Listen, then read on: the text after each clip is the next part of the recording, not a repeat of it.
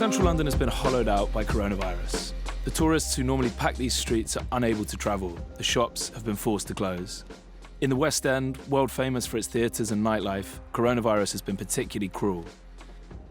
Perhaps its most iconic address, Covent Garden, has been emptied by the pandemic. Today, we're pretty much the only people here, and that's how it's been for much of the last 12 months. That's been a huge problem for bars, restaurants, shops, and the property owners that own this estate and much of the wider area in Soho, Chinatown, and beyond. We're here to find out how they've been surviving the pandemic and how they're preparing for life beyond lockdown. Brian Bickle is the boss of Shaftesbury, one of the West End's largest landlords. We've got some 615 restaurants, shops, cafes, bars, pubs and clubs. So they produce 70% of our income. This time last year, 23rd of March, the footfall tap was just turned off. I mean, it had been dwindling for a couple of weeks beforehand, but to see the West End completely deserted of people, it was like a scene from an apocalypse movie. You would never have dreamt it could happen. London has been hard hit by the pandemic, with the city under some form of lockdown for the bulk of the last 12 months. Hopes of a return to something approaching normality were raised last summer and again over Christmas. But on both occasions, business owners looked on despairingly as the country was placed under lockdown. Ranjit Mathrani is the chairman of MW Eat, which runs the casual dining chain Masala Zone. His company has restaurants in Covent Garden and nearby in Soho. We had to be sending out constant messages to our staff, to customers, whatever, that the realities had changed from week to week and from month to month. And so that whole process was actually very, very demoralizing for our staff as well as for our customers. The losses we would incur last year would probably wipe out 5 years of profits before. Ian Hawksworth is the chief executive of Capital & Counties, owner of Covent Garden and the surrounding streets.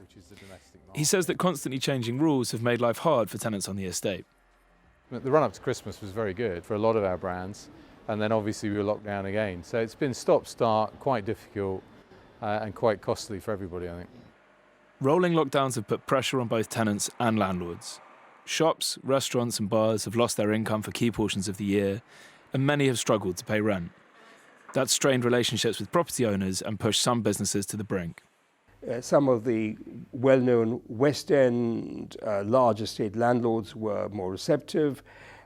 We have other landlords who've been much more hard-nosed, and some who've been totally intransigent. So at this point in time, we have not found any landlord as yet willing to change their lease structure.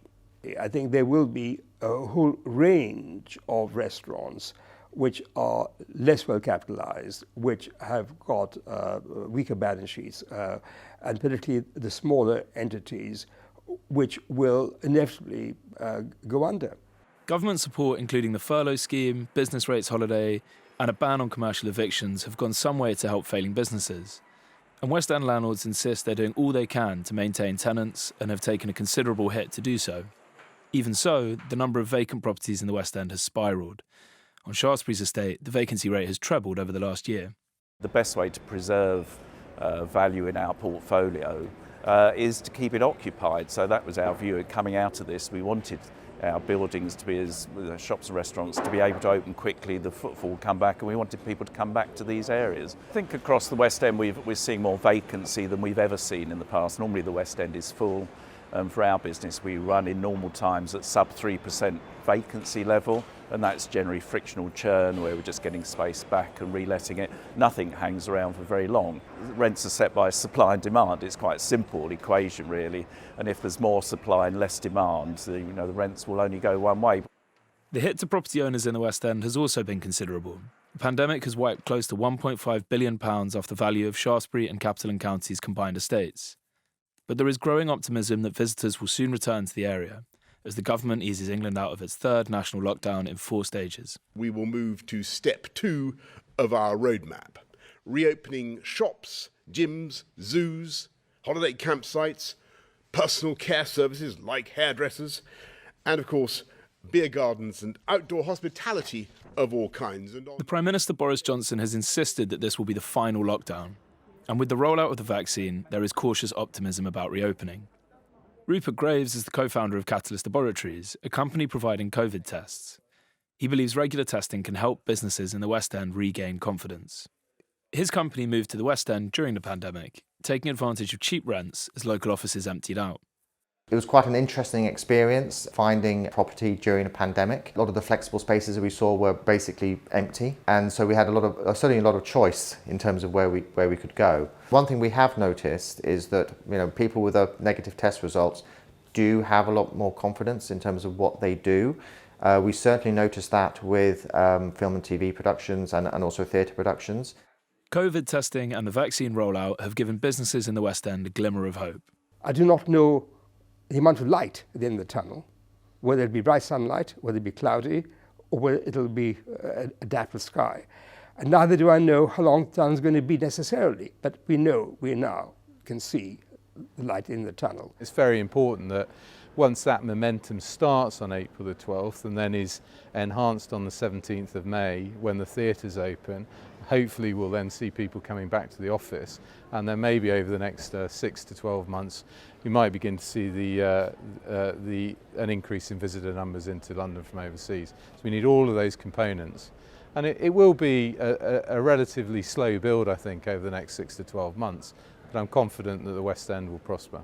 Everybody has now stopped taking the West End for granted. It was so reliable and so predictable. It was the goose that always carried on laying the golden eggs. I think now people realise it is going to need some help to get back on its feet.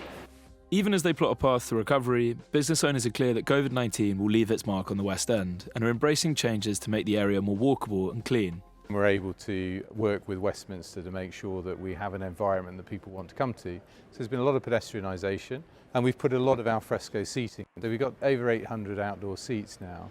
I think the expectation is it's really going to be into next year and probably 2023 before we can see anything like a return to where we were before. Any recovery will be slow, and the experience of a year of stop-start lockdowns has left businesses in the West End wary. Tourists are unlikely to return in numbers this year, and there is still a question mark about what happens to the pile of unpaid rent which has built up thanks to the pandemic. To resolve those issues and persuade people that they can visit safely, property owners and their tenants will have to work together as never before.